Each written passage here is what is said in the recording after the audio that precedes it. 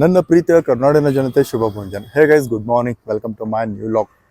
ನಾನು ಚೆನ್ನಾಗಿದ್ದೀನಿ, ನೀವೆಲ್ಲರೂ ಚೆನ್ನಾಗಿದ್ದೀರಿ ಅಂತ ನಾನು ಅಂದ್ಕೊಂಡಿದ್ದೀನಿ. ಟೈಮ್ ಇವಾಗ ಬೆಳಗ್ಗೆ 8:30. ನಾನಿವಾಗ ಧಾರವಾಡ ಕೋಳಿ ಮಾರ್ಕೆಟಿಗೆ ಬಂದಿದ್ದೇನೆ.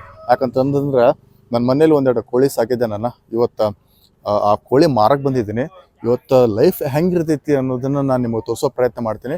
ಇವತ್ತಿನ ಲಾಗ್ ವಿಶೇಷತೆ ಆಗಿರ್ತದೆ. ಹಾಗಿದ್ರೆ ಲಾಗ್ನ ಸ್ಟಾರ್ಟ್ ಮಾಡೋಣ. ಇದೇ ನೋಡ್ತಿದ್ರಿ, ಇದೆ ನಮ್ದು ಗಿರಿರಾಜ್ ಹುಂಜ ಇದೆ. ಇದ್ರ ವೇಟ್ ಬಂದ್ಬಿಟ್ಟು 3 kg ಇದೆ.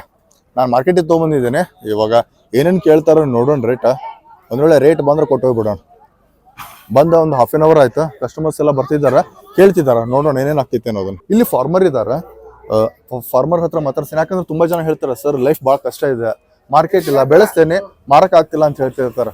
ಅದಕ್ಕೋಸ್ಕರ ನಾನು ಲೈವ್ ಎಕ್ಸ್ಪೀರಿಯನ್ಸ್ ಮಾಡಕ್ಕೆ ಬಂದಿದ್ದೀನಿ. ಇವತ್ತು ಲೈಫ್ ಹೆಂಗಿರ್ತೈತಿ, ಫಾರ್ಮರ್ ಕೋಳಿ ಅಂತೂ ಸಾಕ್ತಾರೆ, ಆದ್ರೆ ತೊಗೊಳರ್ಬೇಕಲ್ಲ, ಮಾರ್ಕೆಟ್ ಹೆಂಗೆ ನಡೀತೈತಿ ಗೊತ್ತಾಗಬೇಕಲ್ಲ ಅಂತ ತಿಳಿಸೋ ಪ್ರಯತ್ನ ಮಾಡ್ತೀನಿ. ಅವ್ರನ್ನ ಮಾತಾಡ್ತಾರೆ, ಅವ್ರು ಏನು ಹೇಳ್ತಾರೆ ಕೇಳೋಣ.